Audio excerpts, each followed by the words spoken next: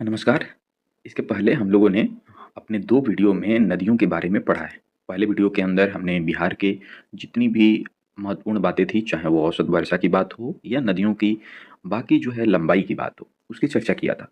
फिर हमने कुछ नदियों की भी चर्चा किया था, जैसे गंडक नदी की चर्चा मैंने किया था, घाघरा नदी का चर्चा मैंने किया था और बूढ़ी गंडक नदी की मैंने चर्चा किया था। फिर अपने दूसरे वीडियो में शेष नदियों के बारे में, कोसी नदी के बारे में, कमला बगान नदी के बारे में, महानंदा नदी नदी के बारे में या फिर इस तरह के ये जो गंगा रिवर सिस्टम है बिहार के अंदर, उसकी हम लोगों ने बात किया था। अब आज के वीडियो में हम अपनी तीसरी कड़ी में बची हुई शेष नदियों यानी साउथ बिहार की नदियों की चर्चा करेंगे। और साउथ बिहार की नदियों से भी आपके प्रश्न देखने को मिलते हैं। हालांकि साउथ बिहार की नदियाँ उत्तर बिहार के जैसी सतत वाहिनी नहीं है और बाढ़ की विभीषिका को नहीं लाती है, बावजूद इसके इस नदियों के खासे महत्व हैं। तो उसमें हम जो है क्रमशः पश्चिम की तरफ से शुरुआत करते हैं और आज के पहले नदी की बात करते हैं। आज की पहली नदी है कर्मनासा नदी। कर्मनासा नदी रोहतास के पठार से शुरू होती है।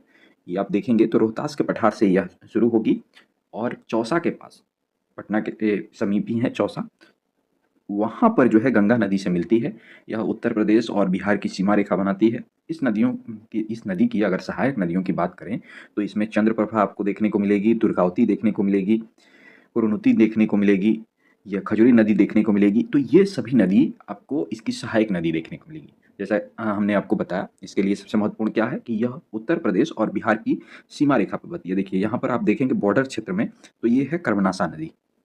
अब इसके बारे में कई जो है किंवदंती प्रसिद्ध है कि कोई भी व्यक्ति अगर उत्तर प्रदेश से अगर गंगा जल को लेकर के आ रहा होगा, इन क्षेत्रों के जलों को लेकर के आ रहा होगा, तो इस नदी को पार करते ही उसके सारे कर्म नष्ट हो जाते हैं और इस कारण से जो है उसको कर्मनासा नदी के नाम से जाना जाता है।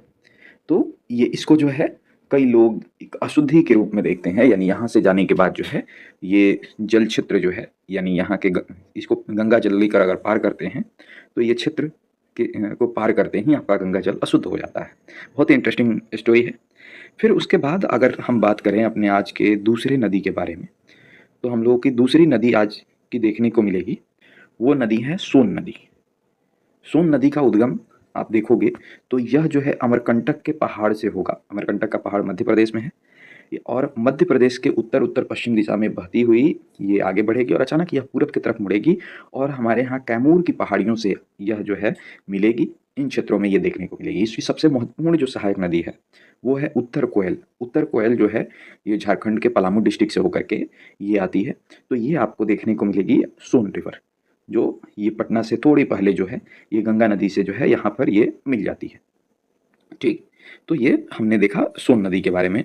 ये दूसरी नदी महत्वपूर्ण जो है साउथ बिहार की दूसरी नदी आपको देखने को मिली। इसके अलावा निचले हिस्से में हम अगर देखें तो सोन घाटी का पार्ट जो है 3 से 5 किलोमीटर जो है चौड़ा है।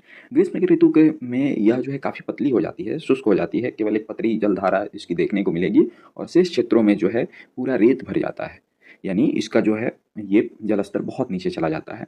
इस पे जो है यहाँ पर एक बांध बनाया गया है, इंपॉर्टेंट है आपके लिए, इंद्रपुरी बांध, और यहीं से देहरी ऑन सोन यह जो है नहर की शुरुआत होती है। तो आपने देहरी ऑन सोन नहर के बारे में सुना होगा, ये यहीं से शुरुआत होती है। फिर उसके बाद अगर हम बात करें तो अगली हमारी नदी देखने को मिलेगी, वो देखने को मिलेगी पुनपुन नदी।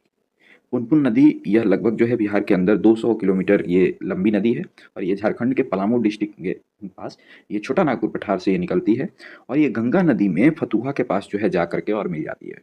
पटना से लगभग जो है 25 किलोमीटर ये दूरी पे पड़ता है फतुहा, तो वहाँ पर जो है ये जा करके और मिल जाती है। अगर बात करें ये बिहार में प्रवेश जो है औरंगाबाद जिले से करती है और इसके सहायक नदियों में बुताने हैं, मंदार है, मुरहर नदी है, ये सब जो है पुनपुन नदी की सहायक नदी है। तो ये साउथ बिहार की ये एक इम्पॉर्टेंट नदी आपको देखने को मिलेगी। फिर अगली नदी जो है ये आपके लिए है फाल्गु नदी। ये अभी चर्चा में भी रही थी, प्रधानमंत्री द्वारा जब ये अपने माता जी के पिंडदान की बात कही गई थी, उस समय जो है ये बहुत ज़्यादा जो है चर्चा में रही। धार्मिक महत्व इसकी बहुत ज़्यादा है।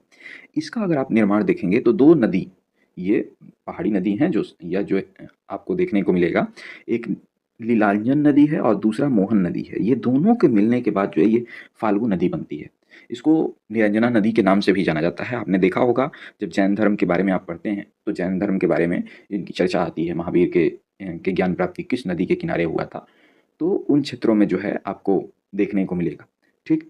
फिर इसकी अगर हम शुरुआत की बात करें कि ये कहाँ पर इससे शुरू होती है, तो ये गया ज़िले से शुरू होती है और गया शहर के पास से बहती हुई ये आगे जा कर के और ये नदी जो है, ये गंगा में मिल जाती है। इसमें अनेक जो है इसके किनारे पे हिंदू मंदिर और बौद्ध मंदिर हैं। इस कारण से हिंदू और बौद्ध धर्म के लिए बहुत पवित्र नदी मानी जाती है। हिंदू धर्म की यह जो है मंदिरों में बात करें तो इसके किनारे आपको विष्णुपद मंदिर देखने को मिलेगा, जो गया में स्थित है। तो यह रहा आपकी जो है ये जिसकी हम लोग बात कर रहे थे फाल्गु या फिर ये जो है निरंजना नदी के बारे में। फिर आगे हम बात करें तो आपको एक नदी देखने को मिलेगी क्यूल नदी। क्यूल नदी यह जो है ये खगड़िया थाना क्षेत्र जो गिरिडीह में पड़ता है, झारखंड के गिरिडीह में, वहाँ से निकलती है। थोड़े दूर जो है ये जाने के बाद जमुई जिला जो बिहार में है, वहाँ से बिहार में ये प्रवेश करती है और सतपहाड़ी पहाड़ के पास जो है एक दर्रा बनाती है। दर्रा वो क्षेत्र होता है जब नदियाँ पहाड़ को काट करके बीच से मार्ग बनाती है, तो उसको हम गॉर्ज के नाम से जानते हैं और वहीं गॉर्ज यह जो है से ये नदी क्यूल नदी गुजरती है। ये बिहार के जमुई, शेखपुरा, लखीसराय इन क्षेत्रों में यह नदी जो है बहती है। तो ये आपको देखने को मिलेगा, यहाँ पर ये आपकी है क्यूल नदी। तो क्यूल नदी जो है साउथ बिहार की आपको इम्पोर्टेंट नदी देखने को मिलेगी। इसी कड़ी में एक और नदी हम लोग देखेंगे, अजय नदी। यह नदी बटपर से होकर के ये बटपुर जो है जमुई जिला में एक छोटी नदी है। तो यह झारखंड और पश्चिम बंगाल के जो है पास से प्रवेश करती है और ये जाकर के भागीरथी नदी गंगा ये आगे चल कर के और 2 शाखाओं में बढ़ जाती है, एक हुगली और एक जो है भागीरथी। यानी यहाँ पर आप देखोगे तो ये गंगा का प्रवाह है, गंगा जा कर के यहाँ से एक नदी हुगली के रूप में और दूसरी जो है ये भागीरथी के रूप में बढ़ जाएगी। तो इसी भागीरथी नदी में यह प्रवेश करती है अजय नदी। तो यह जो है ये साउथ बिहार की कुछ प्रमुख नदियाँ थी जिसके बारे में हम लोगों ने चर्चा किया। अब नदियों के जितने हम लोगों ने पढ़ा है उसकी चार्ट हमने दे रखी है, उसको आप एक बार देख लेंगे कि नदी कहाँ से निकलती है, बिहार में कितनी दूरी पे ये चलती है। जैसे गंगा नदी की बात करें तो ये गंगोत्री ग्लेशियर से निकलती है, बे ऑफ बंगाल में ये जा कर के गिरती है और बिहार के अंदर जो है ये 445 किलोमीटर टोटल इनकी लंबाई है। ये बिहार में कहाँ प्रवेश करती है? बक्सर जिला में। ऐसे ही घाघरा नदी जो है ये नेपाल से शुरू होती है और गंगा में मिलती है, सारण जिले में जो है ये नदी प्रवेश करती है। गंडक नदी भी ही जो है ये 260 किलोमीटर टोटल लंबी है और ये त्रिवेणी के पास जो है ये बिहार में प्रवेश करती है। बूढ़ी गंडक जो है सोमेश्वर हिल से निकलती है, मुंगेर गया में जाकर के और यह जो है इसका संगम हो जाता है गंगा नदी से। टोटल 320 किलोमीटर ये लंबी है और चंपारण डिस्ट्रिक्ट से ये प्रवेश करती है बूढ़ी गंडक। इसी तरह से बागमती नदी यह जो है महाभारत रेंज से निकलती है नेपाल में और यह आगे चल करके अपने जल को कोसी नदी के अंदर जो है शामिल कर देती है। यह जो है सीतामढ़ी जिले के अंदर ये प्रवेश करती है। कमला नदी यह महाभारत रेंज से भी निकलती है। कोसी नदी की अगर हम बात करें तो सप्तकोसी जो मैंने आपको बताया था, अलग अलग ये नदियाँ मिल करके 7 नदियाँ मिल करके सप्तकोसी जलधारा बनाती है और आगे जो है वो कोसी के नाम से जानी जाती है। महानंदा रिवर जो है महाभारत रेंज से निकलती है, पूर्णिया क्षेत्र में यह बिहार में प्रवेश करती है। इसी तरह कर्मनासा रिवर जो है ये विंध्याचल रेंज से निकलती है। सोन रिवर जो है ये अमरकंटक की पहाड़ी से निकलती है। अगर हम पुनपुन रिवर की बात करें तो पुनपुन रिवर जो है फतुहा के पास जो है ये गंगा रिवर से मिल जाती है। तो ये जो है हम लोगों ने देखा नदियों के बारे में, प्रमुख जो है ये नदियाँ हैं। मुझे उम्मीद है आपको बहुत अच्छे से बिहार की सारी नदियों के बारे में क्लियर हो गया होगा। तो आने वाले बिहार के किसी भी एग्जाम में जाने से पहले आप इस वीडियो को ज़रूर देखिएगा। चैनल को सब्सक्राइब कर लीजिए, बेल आइकन को प्रेस कर लीजिए ताकि इस तरह के वीडियो जो है आपको लगातार मिलता रहे। धन्यवाद।